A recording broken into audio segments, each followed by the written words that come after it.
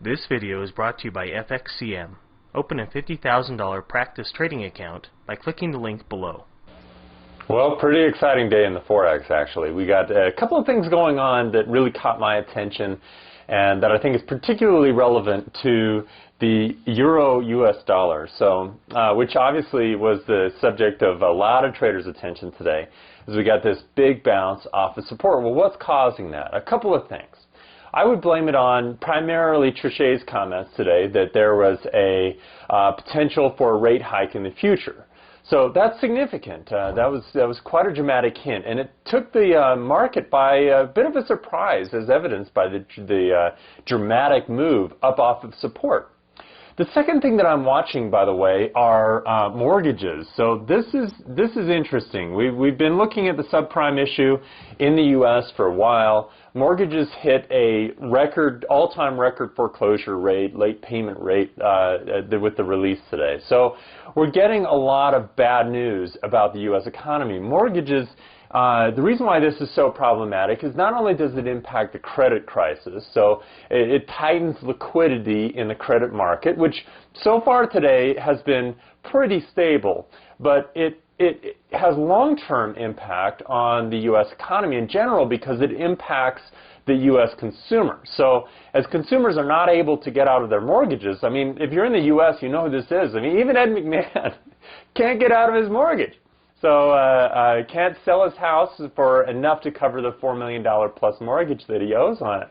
So if this is happening all across the U.S., pretty much in every income bracket, and that's obviously going to impact the economy, which in turn is going to impact the U.S. dollar.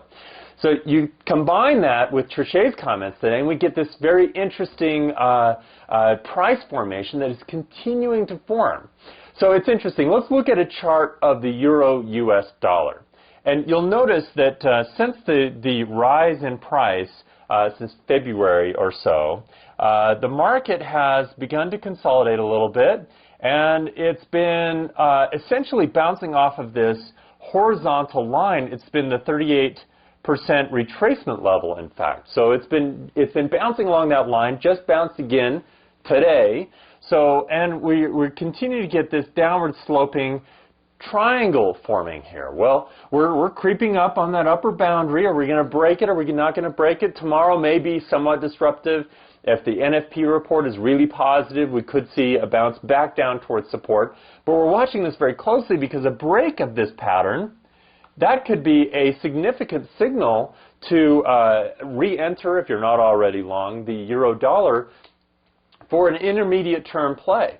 Now there's a couple of ways for us to forecast this opportunity. So if we're looking at just a simplified version of what's going on the euro-US dollar, there are a couple of ways to approach this. So you can measure the move that led to the top of the triangle and then take that and try to measure that to the upside. That puts us in the mid-70s, 170s. Can you imagine? And yet, it continues to move, so it's certainly not something that's outside the realm of possibility. I think it's within the realm of likelihood. So it's something that we pay attention to very closely. So it takes us into the mid-70s. Alternatively, however, this is something that I've had a lot of success with. I'll take the Fibonacci retracement and pin it to the top of the market, so the recent top of the market, all the way down to the bottom of the market. In this consolidation pattern, and it gives me a Fibonacci projection level. So it gives me the 161 and the 261% projection levels.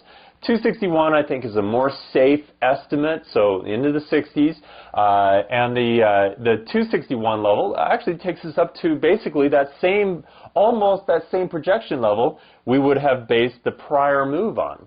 So it's an interesting way to seek some confirmation about where's my target, what would I start to look for. This is intermediate term. Now you can take this one of two ways. If you're a longer term trader, such as I am, I'm looking at this as a nice opportunity.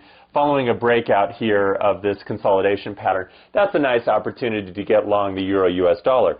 Alternatively, it's a way for us to establish our bias. So from a technical perspective, what's our bias? What do we expect of the market in the intermediate term over the next 3-4 months? So what kind of short-term trades are we looking for as that would take advantage of that bias to the upside? This video is brought to you by FXCM. Open a $50,000 practice trading account by clicking the link below.